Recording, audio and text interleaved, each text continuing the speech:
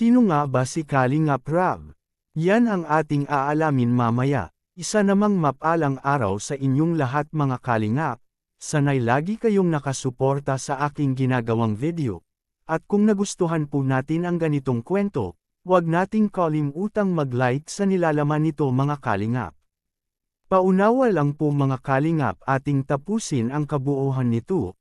At siyempre huwag po nating kalimutang mag-subscribe kay Bal Santos Matubang at Kalingap Rab. Alam kong marami pa sa atin ang hindi pa nakakaalam sa totoong pangalan ng ating sikat na YouTuber at charity vlogger, na tumutulong sa mga taong mahihirap na si Kalingap Rab. Ang kanyang totoong pangalan ay Rab Bonnie James Matubang.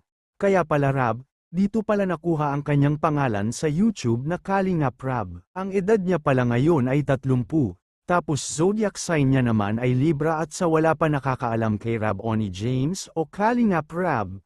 Pinanganak ito sa Daet Camarines Norte tapos may hit siya ngayon na 5 at may bigat naman na 68. Nakatapos po siya ng kolehiyo na computer animation. Wow, ang galing naman nun mga kalingap, mahilig pala siya sa mga animation. Nakatapos siya sa paaralang Ateneo de Naga University mga kalingap.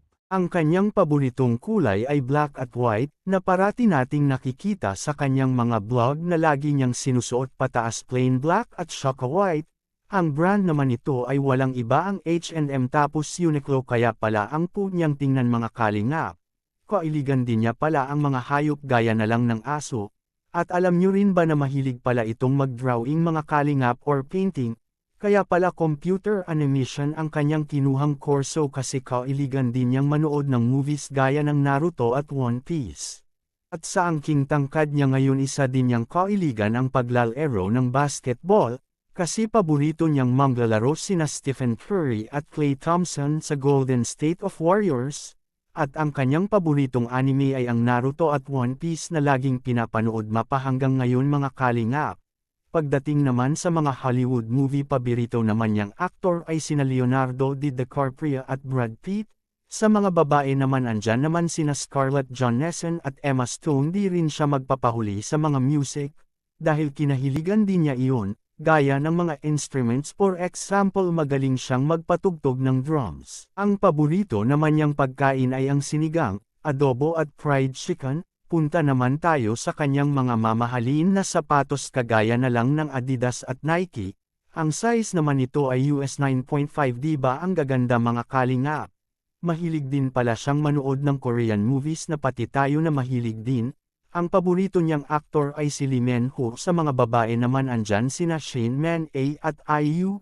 Pagdating naman sa mga kanta at sayawan, paborito din niya ang Lisa and Jennie at si Jungkook. At ang kanyang paboritong hero naman, nandyan sina Spider-Man, Superman at Iron Man. Di natin akalain na sa kanyang kagwapuhan niyang anyo ay may mabuti siyang puso mga kalingap, kahit nakatapos man siya ng magandang kurso ay ginasto pa rin niyang tumulong sa mga taong mahihirap. Masasabi talaga natin na, like father like son, dahil ang kanyang ama noon at hanggang ngayon at tumutulong pa rin sa mga taong nangangailangan. At walang iba kundi Bal Santos Matubang mga kalingap. Malayo na ang kanyang nararating sa buhay ng dahil sa kanyang kabaitan mga kalingap, kaya marami ang nagmamahal sa kanya at mapanghanggang ngayon na natili pa rin ang kanyang pagtulong at paghahanap sa mga taong karapat-dapat na tulungan. God bless us all.